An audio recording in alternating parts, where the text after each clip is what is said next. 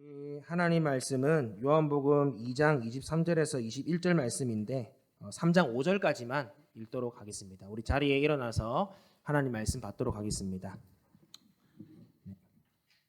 요한복음 2장 23절에서 3장 5절까지 함께 읽도록 하겠습니다. 6월절에 예루살렘에 계시는 동안에 많은 사람이 그가 행하시는 표징을 보고 그의 이름을 믿었다. 그러나 예수께서는 모든 사람을 알고 계심으로 그들에게 몸을 맡기지 않으셨다. 그는 사람에 대해서는 어느 누구의 증언도 필요하지 않으셨기 때문이다. 그는 사람의 마음속에 있는 것까지도 알고 계셨던 것이다. 바리새파 사람 가운데 니고데모라 하는 사람이 있었다.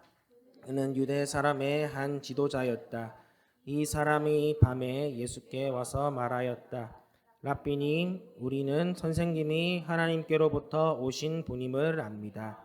하나님께서 함께하지 않으시면 선생님께서 행하시는 그런 표징들을 아무도 행할 수 없습니다. 예수께서 그에게 말씀하셨다. 내가 진정으로 너에게 말한다.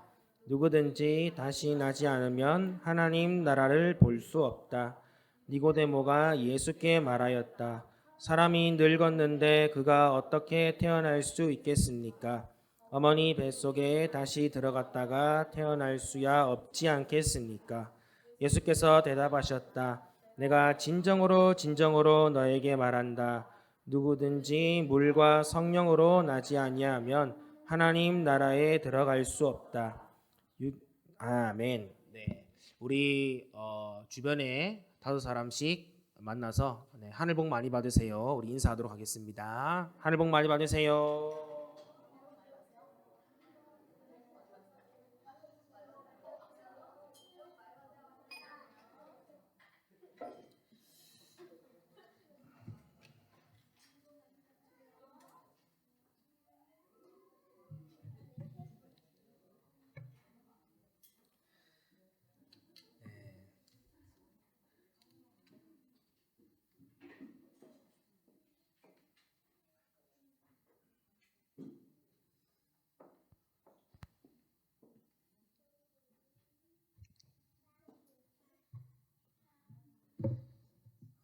네.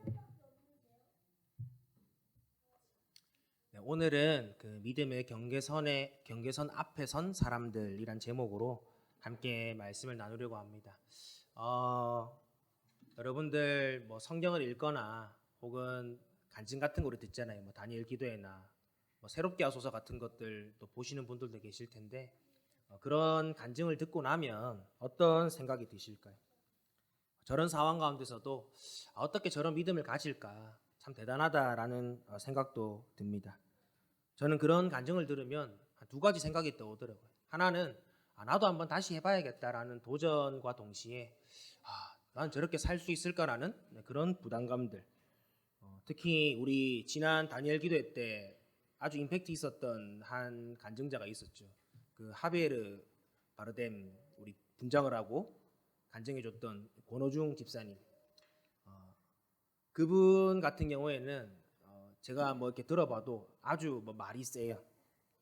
뭐 하나님이 제가 정신 못 차리니까 저희 아내를 뭐 치셨다. 뭐 이런 말부터 해서 막 대놓고 술 담배 끊으세요. 이런 말도 하고 또 대사에 욕이 나오니까 그 욕 나오는 거 내가 하나님 주신 입으로 할 수 없다 해서 그런 작품 안 한다 해가지고 어쨌든 지금 작품 같은 것들도 평소에는 이분이 이렇게 뭐 몸도 좋고 또 말도 잘하니까 좀 그런 뭐 트래시 토크나 또 이렇게 좀 몸으로 보여줄 수 있는 그런 이렇게 성적으로 어필할 수 있는 이런 작품들을 많이 했었는데 하나님을 인격적으로 만나고 나서는 그런 것들도 이제 끊었다라고 하면서 그런 이야기를 했습니다. 마치 지금 당장 결단하지 않으면 당신 지옥 갈 거야라고 같은 이런 말투로 이렇게 간증을 하셨죠.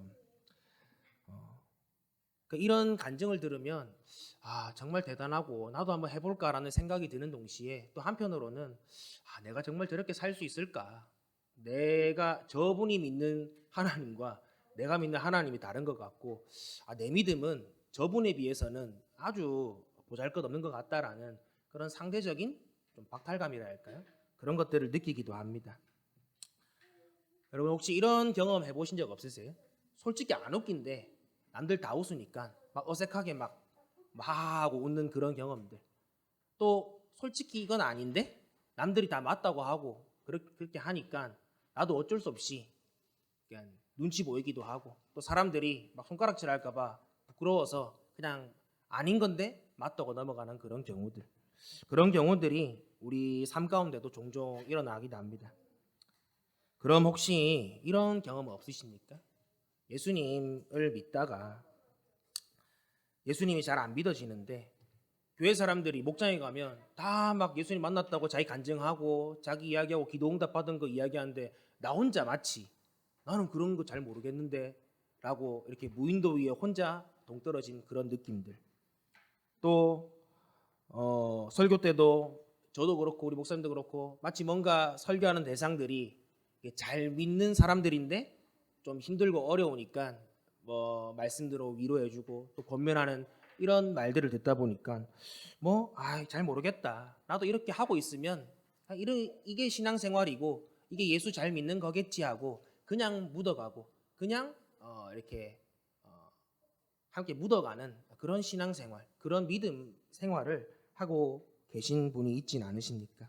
오늘 저는 이 믿음에 대하여서 이런 좀 고민들을 가진 분들에게 오늘 이 본문의 말씀들이 이렇게 다가왔으면 좋겠어요. 내가 틀린 게 아니구나. 내가 조금 느린 거고 하나님이 나를 포기하지 않으셨고 끝까지 사랑하시구나라는 그런 작은 위로가 되었으면 좋겠고, 또 그를 통하여서 다시금 여러분과 하나님 사이에 멈춰있던 그 믿음의 여행들을 좀 다시 시작할 수 있는 그런 계기가 되었으면 좋겠습니다. 오늘 말씀의 제목, 아까도 말씀드렸지만 믿음의 경계선 앞에 선 사람들입니다. 정말 믿음 생활 잘하고 싶고 믿음 생활 정말 잘하고 싶고 또 하나님 앞에 더 헌신하고 싶은데 그렇지 못하는 분들이죠. 뭔가 이 선을 넘으면 더 이상 옛날 나의 삶으로 못 돌아갈 것 같은 그런 막연한 두려움들. 또 믿기는 믿는 것 같은데 내 삶을 돌아보면 이게 정말 믿는 걸까?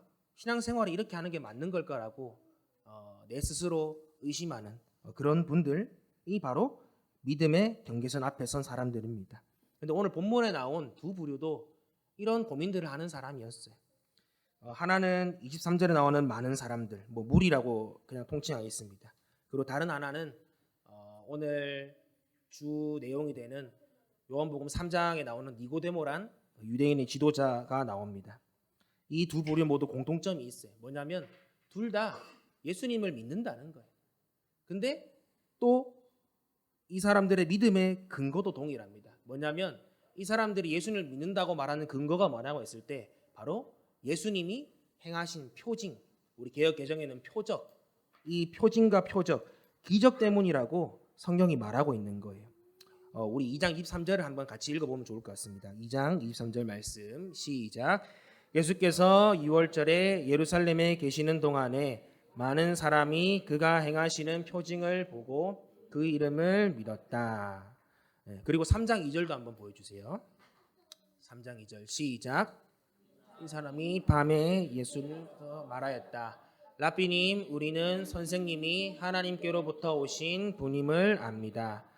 하나님께서 함께하지 않으시면 선생님께서 행하시는 그런 표징들을 아무도 행할 수 없습니다. 우리 말씀 읽어보시면 알겠지만 두 부류 다 예수님이 행하신 표징들을 보고 예수님이 어떠한 분이시다라는 것들을 믿게 되었다는 것입니다. 여기서 나오는 표징이란 말은 헬라어로 보면 세메이온이란 단어예요. 세메이온은 뭐냐면 쉽게 말하면 표지판입니다. 표지판. 우리가 운전을 하다가 이 길가에 나가면 표지판이 보이죠. 근데 우리가 표지판을 보고 어딜 가나요? 표지판을 향해서 가는 게 아니죠. 표지판이 가리키는 방향, 표지판이 가리키는 그 목적지를 향해서 우리가 가기 위해 이 표지판을 바라보는 것입니다. 바로 예수님이 이 땅에 오셔서 사람들에게 행한 여러 가지 표적과 기적이 바로 이런 표지판의 역할을 하는 것이죠. 이런 표징을 통하여서 예수님이 구약 성경에 예언한 메시아요, 그리스도요, 구원자라는 것을 알려주는 표지판이 바로 예수님 행하신 이 표징, 표적이라는 것입니다. 좀 우리식으로 말하면 이런 것 같아요. 저는 이렇게 이해했어요. 우리 뭐 어플이나 프로그램 것 중에 무료판 있죠, 무료판. 또 한 7일 정도 평가판 있는 거. 그런 거라고 보시면 돼요. 또 마트 가면 시식 코너 있지 않습니까?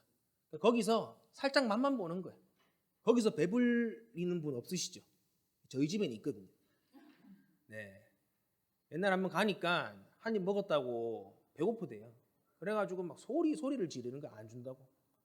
그러니까 좀 더 뒀다가는 막 모르는 사람 보면 아동학대한 신고할 줄 알고 제가 겁나서 한 2바퀴 돌아가지고 입에 다 넣어줬습니다. 그러니까 이제 잠잠해지더라고요. 네. 엄마는 모를 거예요. 네. 둘이서 갔거든요 옛날에. 네. 어쨌든 우리 집에서 제일 작은 사람이라는 힌트만 드리겠습니다. 다시 본론으로 돌아가서 예수님에게 표적이라는 게 어떻게 보면 프로그램이나 어플로 따지면 체험판 같은 거예요. 이게 잠깐 여러분들 써보고 괜찮으면 우리 정품 한번 써봐. 정말 여기에 좋은 기능들이 많고 좋은 것들이 많으니까 한번 써보세요 하는 게 바로 이 표적이라는 거죠. 그리고 시식 코너도 한번 맛보면 맛있으면 봉지채로 사가지고 집에서 뭐 냉동 만두를 먹든지 피자를 먹든지 이렇게 식품을 사 먹잖아요. 그런 것처럼 이 표징이라는 게 딱 이 정도 위치였다는 것입니다.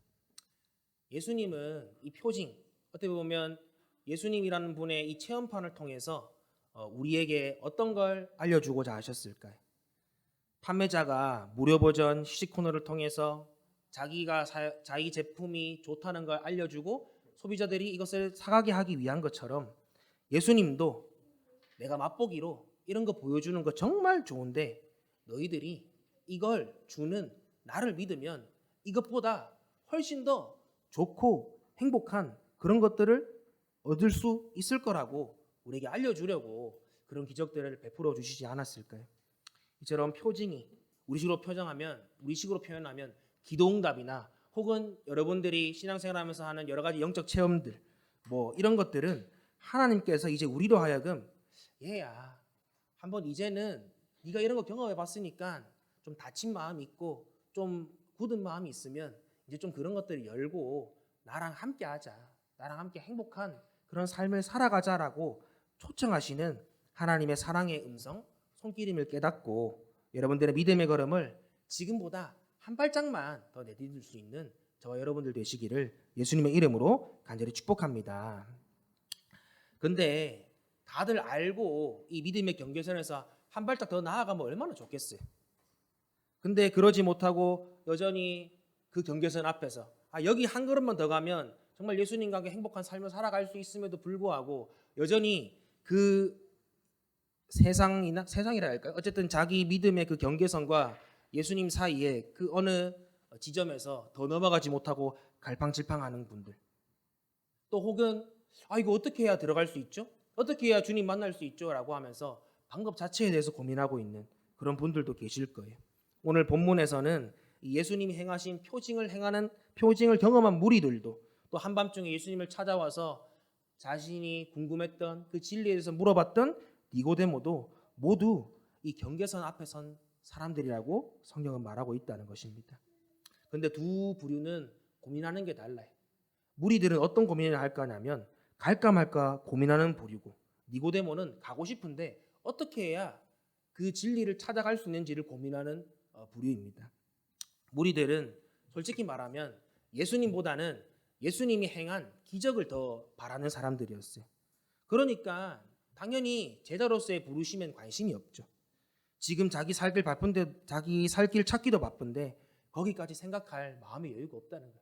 지금 당장 내 문제가 해결되고 지금 당장 내 삶이 나아져야지 그 이후에 뭔가를 할 수 있지. 하나님 저는 지금 상태로는 하나님 나라 위해서 헌신할 수 없어요 라고 하는 그런 부류가 바로 무리들이라는 것입니다. 이와 다르게 니고데모는 어떤 사람일까요? 바리새인이었고 유대인의 지도자였다고 말하고 있습니다. 어떻게 보면 그 당시에 이 종교를 꽉 잡고 있는 사람의 무리라고 할 수 있죠. 근데 조금은 기존의 바리새인들과는 다른 생각을 가지고 있었어요. 이 시스템이 잘못됐다는 걸 깨달았어요. 그리고 진짜 신앙, 진짜 믿음은 뭘까라고 하면서 자기를 포함한 몇몇의 사람들을 데리고 그 답을 찾으려고 애를 쓰는 그런 사람이었어요. 진리를 찾고 진짜 천국을 누리고 싶은 그 방법을 찾는 사람이었어요. 그런데 두 사람 다 이 믿음의 경계선에서 넘어서지 못했다는 것이죠. 왜 이들은 그렇게 예수님이 많은 기적들을 베풀어주고 하나님을 경험한 그런 경험들이 많고 또 한 사람은 나는 정말 예수님 만나고 싶어요라고 그렇게 애를 쓰는데도 왜 두 부류 다 그 믿음의 경계선을 넘어서 하나님을 만나지 못하고 왜 예수님을 경험하지 못하는 걸까요? 바로 그 이유는 이 사람들이 믿는 그 믿음의 주체가 자기 자신이기 때문입니다. 망설이는 사람도 어떻게 해야 할지 모르는 사람도 모두 믿음의 주체가 자기이고 믿음을 자기 자신으로부터 찾으려 하기 때문에 여전히 그 믿음의 경계선을 넘어서지 못하고 그 앞에 머물고 있다는 것이죠. 예배 잘 드리고 기도 많이 하면 우리 신앙이 좋은 것처럼 느껴집니다. 느껴지는 거. 그러다가 어려운 일이 겹치고 막 바쁜 일이 많이 생겨가지고 예배 한두 번 빠지고 또 신앙생활을 잘 하지 못하고 성경 읽는 거 또 기도하는 거 그런 생활들을 잘 하지 못하면 마치 우리 저기 화평에도 있지만 헬스 하루 이틀 못 나가면 뭐 일어난다고 말해? 근손실. 막 근손실 일어나는 죄송합니다. 헬창들처럼 마치 내가 기도 조금 더 못하고 내가 새벽 기도 못 나가고 내가 뭐 예배 상황에 있어서 못 나오고 하면 그것 때문에 내 믿음이 다 떨어지고 나는 아무것도 아니야. 나는 하나님의 버림받았어라고 생각하는 그런 무기력해지는 경험, 영적인 무기력을 경험해 본 그런 경험이 없으신지요? 이 모든 일이 바로 믿음을 나한테서 찾기 때문에 일어나는 일이라고 오늘 성경은 가르쳐주고 있습니다. 우리가 인정해야 될 게 있어요. 뭔지 아세요? 사람은 일관성하고 거리가 멀다는 거예요. 우리가 아무리 일관성이 좋은 사람도 시간이라는 한계가 주어지기 때문에 그렇게 할 수 있는 거예요. 우리가 천년 만년 살 수 있는 존재면 과연 그렇게 살 수 있을까요? 우리 성경에 나온 막 뭐 600살, 700살, 800살 산 그런 사람들도 보면 그 중에 믿음 제대로 시킨 사람 많이 없습니다. 그 대단한 노아조차도 나중에는 결국 그 포도밭에서 포도주를 만들고 해서 이렇게 실수하는 그런 장면들도 나오는 것처럼 사람은 일관성하고는 거리가 먼 아주 연약하고 부족한 존재라는 거예요. 결심한다고 마음 먹는다고 다 하는 존재가 아니라는 거예요. 그런데 이런 연약한 사람, 이런 부족한 나에게 믿음을 요구하니까 내 스스로도 얼마나 부담스럽고 얼마나 실망스럽고 얼마나 힘들겠어요. 그래서 성경이 오늘 우리에게 믿음의 주체는 내가 아니라는 걸 가르쳐주고 있습니다. 그러면 성경에서 말하는 올바른 믿음의 주체, 또 믿음을 찾는 그 방법은 무엇이라고 우리에게 가르쳐주고 있을까요? 오늘 니고데모의 모습을 보니까 예수님을 찾아와서는 예수님이 하시는 모든 일들이 당신이 하시는 일들은 하나님이 하시지 않으면 이건 이룰 수 없는 정말 대단한 일이십니다. 당신은 하나님께서 보낸 선지자이십니다라고 선생님이신다고 그렇게 말을 합니다. 겉보기에는 대단히 공손하고 겸손한 태도 같죠. 근데 니고데모가 의도하든 의도하지 않았든 그 말 안에는 어떻게 보면 자기가 가진 지식과 이 신학의 테두리 안에서 예수님을 그 틀에 끼워 맞추려고 했던 모습이 나옵니다.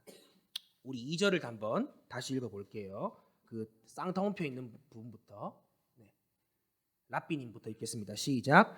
랍비님, 우리는 선생님이 하나님께로부터 오신 분임을 압니다.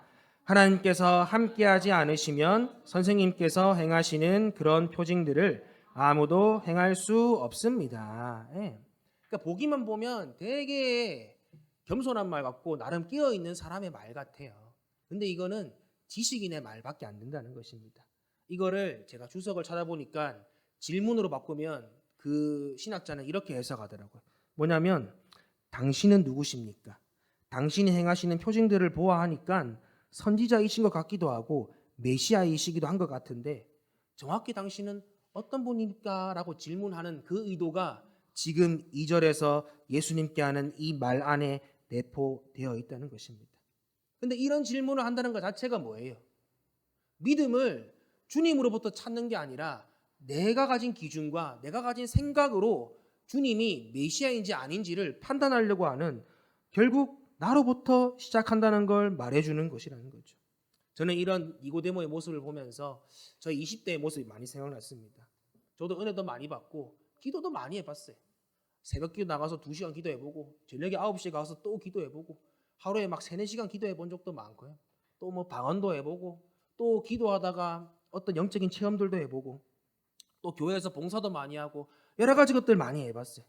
근데 그렇게 노력하면 노력할수록 제 마음에 어떤 마음이 들었냐면 이런 생각이 들었어요. 언제까지 이렇게 해야 할지, 언제까지 이렇게 해야지 내가 신앙생활을 잘 할 수 있다고 말할 수 있을까, 그런 마음속에 텅 빈 느낌이 들었습니다. 지금만 생각해 보니까 하나님한테 잘 보이려고 그렇게 했던 것 같아요.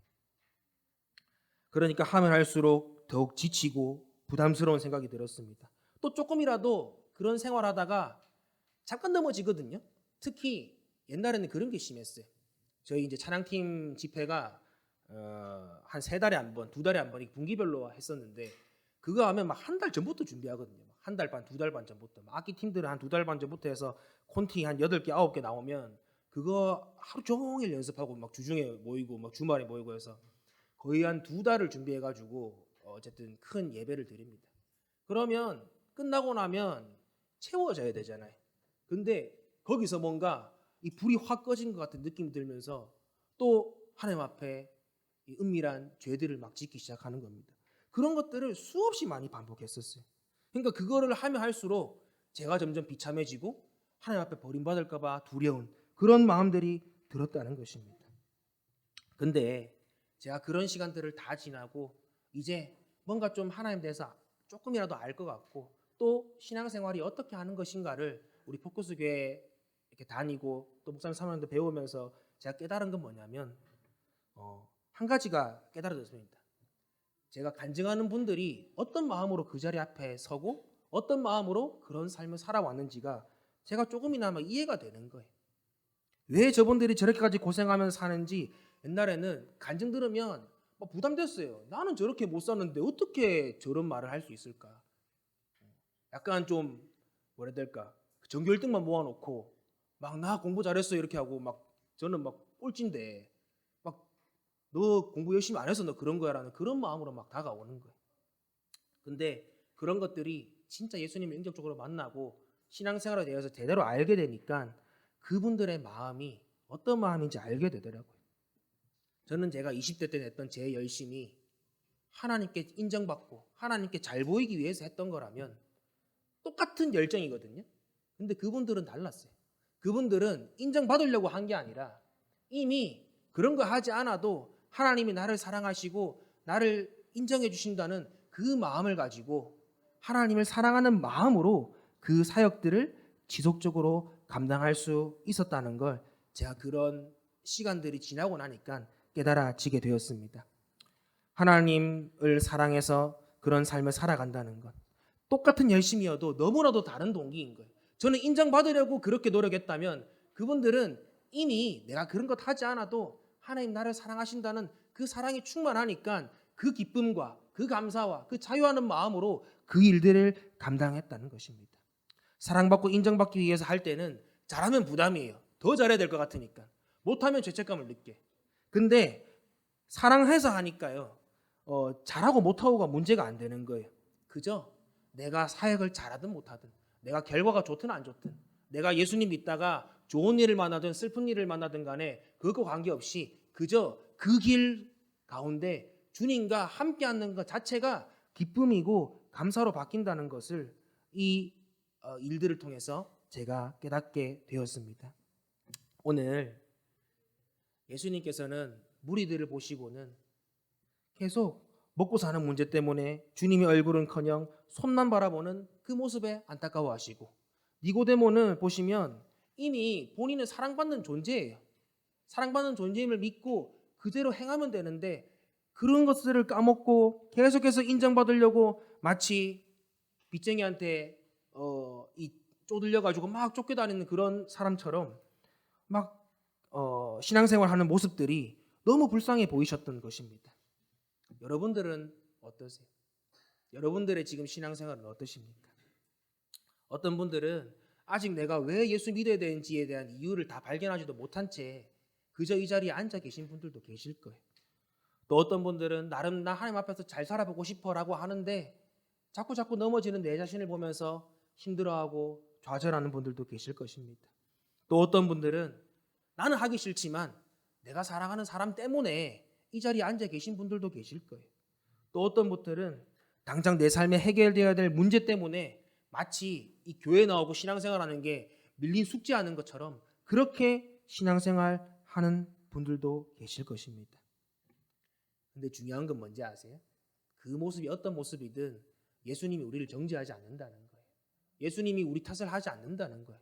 오늘 무리들을 바라보시고 니고데모를 바라보시면서 불쌍하고 안타까운 마음을 느꼈던 것처럼 오늘 그런 마음을 가지고 이 자리에 계신 분들 가운데 오늘 주님께서는 우리를 불쌍히 여기시고 마태복음 11장 28절 말씀처럼 수고하고 무거운 짐진 자들아 다 내게로 오라 내가 너희를 쉬게 하리라 하면서 우리의 삶의 무거운 짐 이제는 주님께 맡기고 자유하며 살아갈 그 무거운 짐을 대신 져주시길 원하는다는 걸 여러분들이 믿으시길 바랍니다.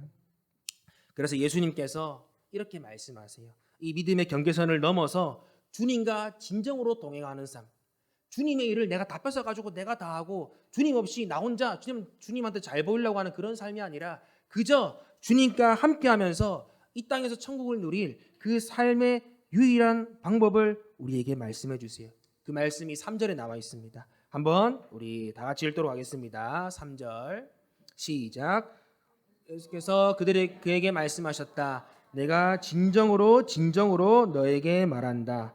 누구든지 다시 나지 않으면 하나님의 나라를 볼 수 없다. 우리 5절도 한번 같이 읽을게요. 똑같은 말이니까. 시작. 예수께서 대답하셨다. 내가 진정으로 너에게 말한다. 누구든지 물과 성령으로 나지 아니하면 하나님 나라에 들어갈 수 없다. 아멘. 여기서 나오는 그 다시 난다. 옛날 말로는 거듭난다고 하죠.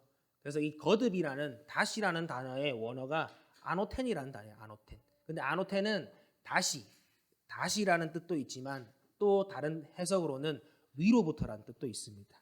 그래서 이거를 다시로 해석을 하면 우리의 존재가 우리가 뭔가를 잘하고 우리가 뭔가 하나님 앞에 좋은 것들을 드려서 하나님이 우리를 인정해 주는 것이 아니라 하나님 나라에 들어가는 것이 아니라 우리가 주님 앞에서 새롭게 태어나고 새로운 존재가 되어야지 하나님 나라에 들어갈 수 있는 뜻으로 해석할 수 있고 위로부터라고 말하면 우리가 우리의 믿음, 우리가 믿음의 경계선을 넘어서 하나님과 동행하는 그 천국의 삶을 살기 위해서는 내 힘과 능력이 아니라 바로 위로부터 내려오는 5절에 나오는 말씀처럼 물과 성령으로 나지 않으면 하나님의 나라에 들어갈 수 없다라는 뜻으로 해석할 수 있다는 거예요.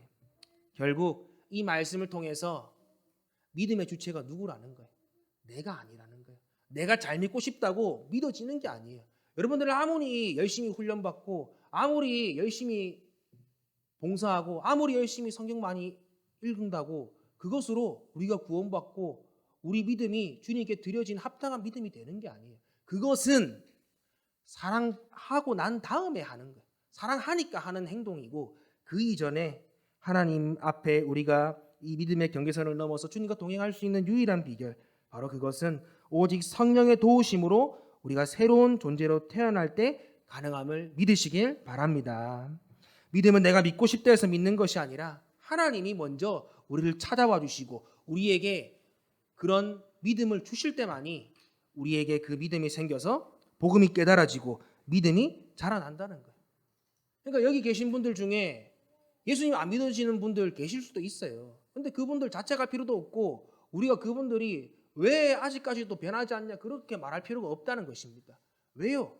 하나님이 아직 깨닫게 해주지 못했기 때문에 그런 거예요. 하나님의 때가 있다는 것입니다. 그래서 우리가 이 사실을 기억하고 결국 이런 다시 태어남을 통하여서 주님께서 우리에게 주고자 하는 중요한 것이 있어요. 요한복음 1장 12절 영접하는 자 곧 그 이름을 믿는 자들에게는 하나님의 자녀가 되는 권세를 주셨으니 우리가 예수 그리스도를 우리의 구주로 영접할 때 우리는 하나님의 자녀 천국 백성이 된다고 우리에게 약속하셨습니다. 마태복음 1장 23절 말씀. 보라 처녀가 잉태하여 아들을 낳을 것이니 그 이름을 임마누엘이라 하리라 하셨으니 이는 그 이를 번역한즉 하나님이 우리와 함께 계심이라. 하나님께서 우리가 예수 그리스도를 우리의 구주로 있는 그대로 받아들이고 영접할 때 하나님께서 영원히 우리와 함께 하시며 우리의 길을 영원히 인도해 주신다고 약속하셨어요. 요한복음 3장 16절 말씀. 하나님께서 세상을 이처럼 사랑하사 독생자를 주셨으니 이는 그를 믿는 자마다 멸망하지 않고 영생을 얻게 하려 하심이라. 우리가 예수 그리스도를 믿을 때, 우리가 예수 그리스도를 우리의 구주로 영접할 때 하나님께서는 우리 가운데 영원한 생명, 이 죽음의 권세에서 벗어나 영원한 생명을 누리게 해주시겠다 약속하십니다. 또 요한복음 1장 14절 말씀. 그 말씀이 육신이 되어 우리 가운데 하셨다. 그 말씀이 우리는 그의 영광을 보았다. 그것은 아버지께서 주신 외아들의 영광이었다. 그는 은혜와 진리가 충만하였다. 이 말씀을 통해서는 결국 말씀이신 예수님이 우리의 마음을 당신의 성전, 우리 찬양하잖아요. 우리 주님이 움직이는 교회 후렴부도 그렇죠? 뭐였죠? 갑자기 생각이 안 나는데 가사가. 나의 노래로 주님의 성전을 지으리 높임을 받으소서. 우리가 찬양할 때 하나님께서 우리 마음 가운데 성전을 지으시고 우리의 마음을 하나님이 거하실 집으로 삼아 주시면서 결국 이런 것들을 통하여서 하나님이 우리에게 주시는 복은 뭐냐? 바로 복의 근원 되시고 우리의 구원자 되시고 우리의 믿음의 시작과 끝이 되시는 그 예수님이 바로 우리에게 찾아와 주시며 그 자신을 우리에게 주신다는 걸 믿으시길 바랍니다. 사랑하는 성도 여러분, 이 믿음이라는 게 내게 아니에요. 주님께 주시는 선물이에요. 그래서 에베소서 2장 8절 가운데 말씀하시죠. 너희는 그 은혜에 의하여 믿음으로 말미암아 구원을 받았으니 이는 너희에게서 난 것이 아니요 하나님의 선물이라고 했습니다. 내가 주님을 믿으려고 애쓰는 게 아니라 이미 주님 예수 그리스도께서 십자가에서 우리를 위해서 행하신 그 놀라운 희생과 사랑을 믿는 그 믿음으로 받기만 하면 주님께서는 구원과 믿음과 또 하나님께서 우리에게 주시는 이 여러 가지 복들을 우리에게 주심을 믿으시길 바랍니다. 그렇다면 여러분들 이 믿음의 경계선을 넘어서 우리가 진정으로 하나님과 함께하는 이 천국의 삶을 누리기 위해서 우리가 가져야 될 마음의 태도, 우리의 마음은 어떤 마음일까요? 첫째는 내 힘으로 믿어보려는 모든 시도들을 다 내려놓고 우리 겸손하게 성령님의 도우심을 구해야 할 것입니다. 오늘 본문에서 예수님은 니고데모에게 계속해서 너 거듭나야 돼. 너 성령을 받아야 돼. 물과 성령으로 거듭나야 돼라고 말씀하세요. 계속 얘기했지만 믿음은 나로부터 출발하는 것이 아니라 오직 주님으로부터 나온다는 것입니다. 하나님 나라는 어떤 사람들한테 주어질까요? 마태복음 5장 3절 말씀에 보면 하나님 나라는 마음이 가난한 자, 난 주님밖에 없어요. 내 삶의 소망은 주님밖에 없습니다라고 고백하는 그 심령이 가난한 자의 것이라고 말씀하셨습니다. 또 어린아이 같이 오직 부모만이 내 세상의 전부인, 부모가 내 세상의 전부인 것처럼 우리도 주님만이 나의 세상의 전부이라는 그런 주님만 의존하는 그런 신앙을 가지고 나아갈 때 하나님은 그 사람들을 통하여서 일하시고 역사하신다는 거예요. 그러므로 지금 여러분들 손 가운데 두 손 가득 쥐고 있는 그것이 무엇이든 간에 오늘 이 시간 그것들을 내려놓고 주님 저를 불쌍히 여겨 주시옵소서. 하나님 저에게 믿음을 주시옵소서. 저와 함께 해달라고 우리 간구할 때 하나님은 그런 우리를 불쌍히 여기시고 반드시 만나주시고 도와줄 줄 믿습니다. 우리 둘째는 주 예수 그리스도만이 우리 인생의 모든 문제를 해결하실 유일한 분이심을 있는 그대로 받아들여야 한다는 거예요. 오늘 본문에서 예수님은 당신이 이 땅에 오신 이유에 대해서 여러 번 말씀하세요. 3장 14절 15절 말씀 보니까 모세가 광야에서 뱀을 든 것 같이 인자도 들려야 한다라고 말하는데 그 이유가 바로 그것을 보는 사람들, 인자가 들린 그것을 본 사람들에게 영생을 얻게 하려 하기 위함이죠. 그리고 우리가 잘 아는 요한복음 3장 16절 말씀 가운데도 우리가 그 이름을 믿을 때 우리가 멸망하지 않고 영생을 얻게 하기 위함이라고 말씀하셨습니다. 17절도 똑같은 내용이 나오거든요. 예수님이 이 땅에 오신 이유가 심판하러 오신 게 아니라 우리를 구원하고 우리를 살리기 위해서 이 땅에 오셨다고 말씀하고 있습니다. 사랑하는 성도 여러분, 여러분 정말 그거 믿으세요? 예수님이면, 예수님 만나면 세상 그 어떤 고난도, 억울함도, 불합리함도 주 예수 그리스도를 만나면 그 모든 문제가 다 근본적으로 해결된다는 그 사실 여러분들 믿으십니까? 우리 교회가 여러 가지 일들을 해요. 교회의 기능이 많죠. 저는 근데 다른 사람들 섬기는 것도 좋아요. 또 어려운 사람들 우리가 찾아가서 도와주는 것도 좋아요. 근데 우리 한계가 있잖아요. 여러분들 막 삼성 이재용 회장처럼 우리가 그렇게 막 쏟아부을 만큼 물질이 많지 않잖아요. 마음은 있지만 다 할 수 없어요. 저도 주변에 챙기고 싶은 사람들 많은데 막 이게 통장에 얼마 없으면 생일 때 막 선물 하나 이렇게 기프티콘 보내주고 싶다가도 이거 쓰면 다음에 어떡하지 하면서 막 마음이 쏙 들어가는 그런 경우들이 많더라고요. 우리 한계 때문에 다 해줄 수 없는 거예요. 근데 만약에 우리에게 있는 것들을 소비하지 않고 줄 수 있고 또 그것이 그 사람에게 가장 좋은 약이고 가장 좋은 것이라고 한다면 여러분들 그것들을 주지 않겠습니까? 바로 그것이 예수 그리스도라는 거예요. 우리는 막 병을 낫게 기도해요. 우리는 막 물질적인 어려움을 당하지 않게 해달라고 기도해요. 근데 만약에 여러분들 심령 가운데 예수 그리스도가 충만하게 있으면 어떤 상태가 될까요? 가난해도 행복할 수 있습니다. 아파도 우리가 즐거워할 수 있다는 거예요. 옛날 높은 뜻 숭의교회에서 하셨던 그 김동호 목사님 같은 경우도 이렇게 암에 걸리시고 나서 그 날기사라고 매일 새벽 말씀 올리는 그 채널이 있더라고요.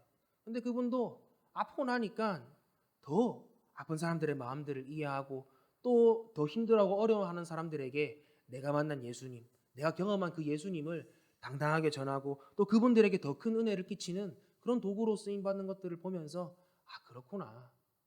우리가 병이 낫고 가난이 해결되고 우리의 문제가 해결되는 것도 기적이지만 더 큰 기적이 뭐냐라고 했을 때 그것들이 없어도 그것들이 이루어지지 않아도 그것들이 내 삶에 죽을 때까지 단 한 번도 기적이 일어나지 않아도 나 예수로 말미암아 감사할 수 있고 예수로 말미암아 행복할 수 있는 그 삶이야말로 진정으로 이 땅 가운데 천국을 모신 삶임을 믿으시길 바랍니다. 그래서 우리가 고백하잖아요. 높은 산이 거친 들이 초막이나 궁궐이나 내 주 예수 모신 것이 그 어디나 하늘나라. 할렐루야 찬양하세 내 모든 죄 사함 받고 주 예수와 동행하니 그 어디나 하늘나라. 그 찬양 지은 사람은 이 비결을 알았던 거예요. 그 은혜가 임하길 소망합니다. 우리 셋째로 마지막으로는 우리가 포기하지 않으시는 하나님의 사랑을 붙잡아야 돼요. 우리 잘 아는 요한복음 3장 16절 말씀 우리 세번역 버전으로 한번 읽어보도록 하겠습니다. 시작. 하나님께서 세상을 이처럼 사랑하셔서 외아들을 주셨으니 이는 그를 믿는 사람마다 멸망하지 않고 영생을 얻게 하려는 것이다. 아멘. 하나님께서는 아무리 말씀해도 알아듣지 못하는 우리를 위해서 자기 아들을 내어줘서 내가 너희를 이만큼 사랑해라고 눈으로 보여주셨어요. 그리고 예수님은 우리를 사랑한다는 표현을 자기 목숨을 우리 대신 내어주시는 그 사랑을 통해서 보여주셨죠. 왜 그러셨을까요? 단 하나밖에 없습니다. 바로 저와 여러분들을 사랑하는 그 마음 하나 때문에 그 모든 것들을 다 포기하고 십자가에 희생하셨다는 거예요. 그래서 여러분들 중에 그 믿음의 경계선 그 언저리에서 오랫동안 머물러 있어도 괜찮습니다. 왜요? 세상 그 어떤 피조물이라도 우리를 그리스도 예수 안에서 끊을 수 없는 그 하나님의 사랑이 저와 여러분들을 포기하지 않으시기 때문입니다. 남들보다 좀 믿음 성장하는 게 더뎌도 괜찮아요. 들어도 괜찮아요. 왜요?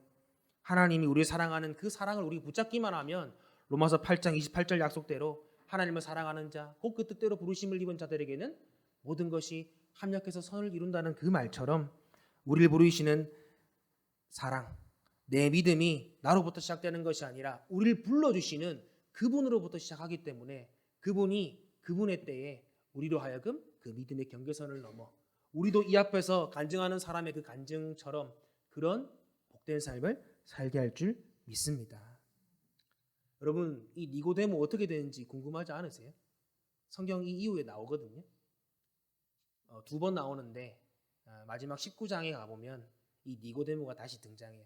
누구랑 등장하냐?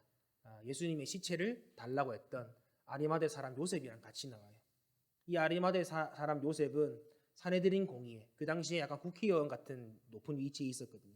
종교 지도자이기도 하고 정치 지도자이기도 합니다. 근데 이 사람이 예수님이 살아 계셨을 때는 사람들의 시선이 두려워가지고 자기 믿음을 똑바로 말 못했어요. 이 니고데모처럼. 근데 예수님이 죽고 나니까 깨달은 거예요. 이분이 진정 메시아였구나. 그러니까 그 헤로드 앞에 가가지고 당당하게 내가 이거 커밍아웃하면 그 당시 자기가 가지고 있던 지위, 뭐 경제적인 뭐 부 이런 것들 다 끊기는데도 불구하고 그 헤로드 왕 앞에 가가지고 당당하게 예수님의 시체를 달라고 했는데 그 옆에 누가 있었냐?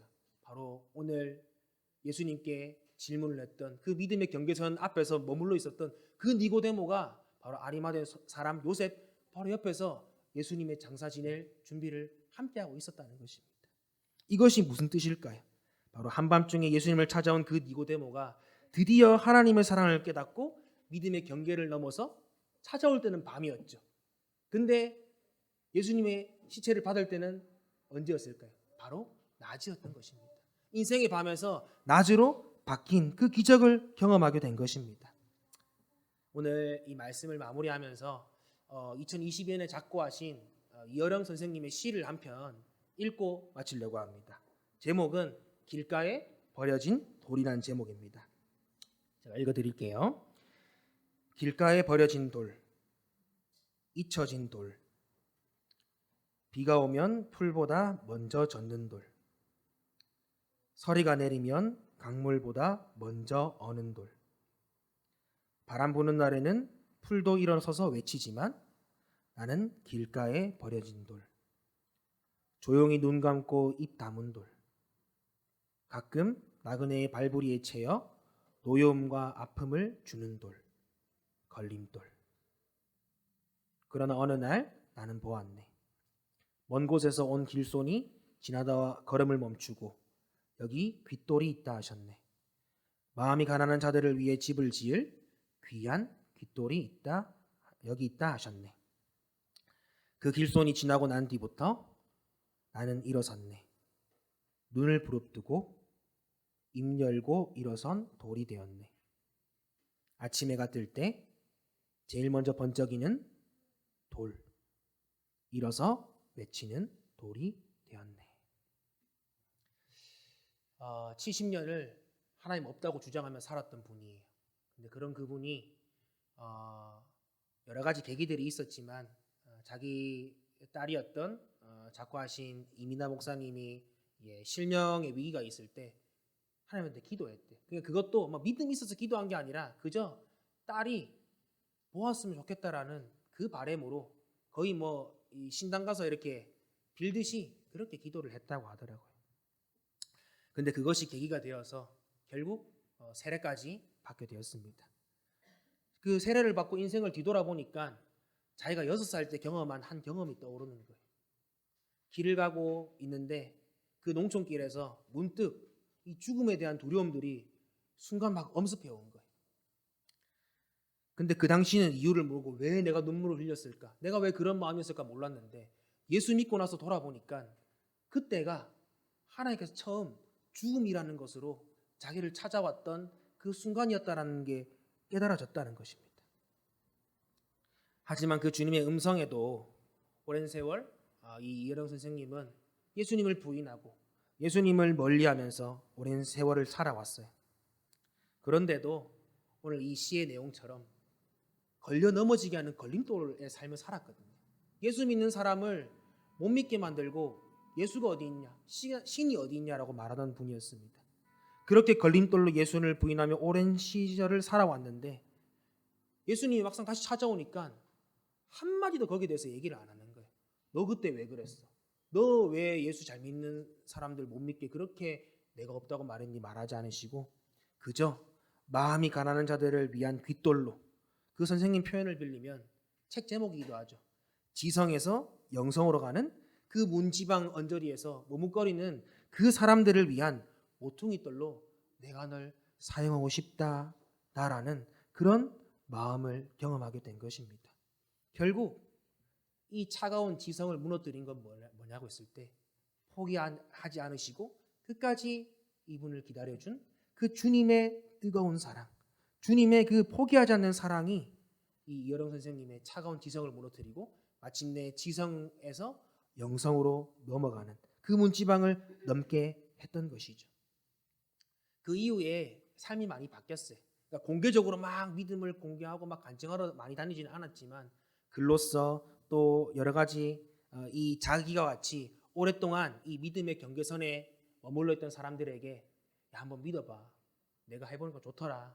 라고 그렇게 많이 알리면서 그런 일들을 하다가 2022년 주님 계신 천국으로 이렇게 가셨습니다.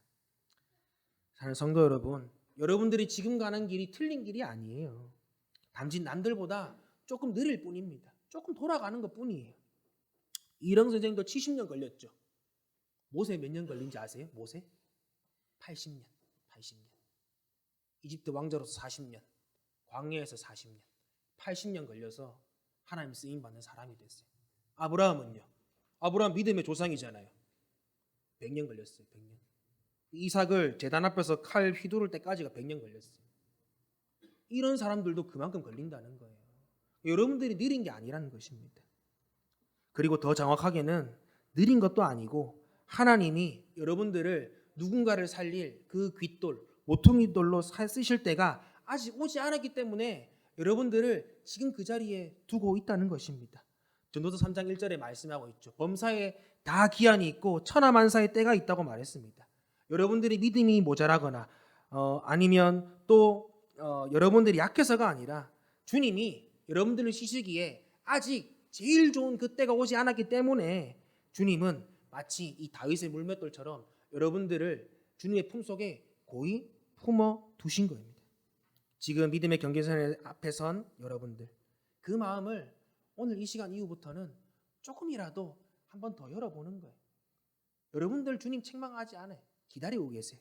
그 사랑을 우리가 기억하면서 우리가 조금만 더 마음을 열고 또 지금 믿음으로 삶을 잘 살아가고 있는 분들은 오늘 이 이어령 선생님처럼 또 삶이 변화되어서 예수님을 증거했던 니고데모처럼 그렇게 누군가를 품고 살아간다면 우리 모두가 믿음이 좋은 사람이든 믿음이 약한 사람이든 상관없이 모두가 각자의 쓰임에 맞게 하나님 앞에 잘 사용되는 모퉁이돌, 깃돌로 살아가지 않을까요?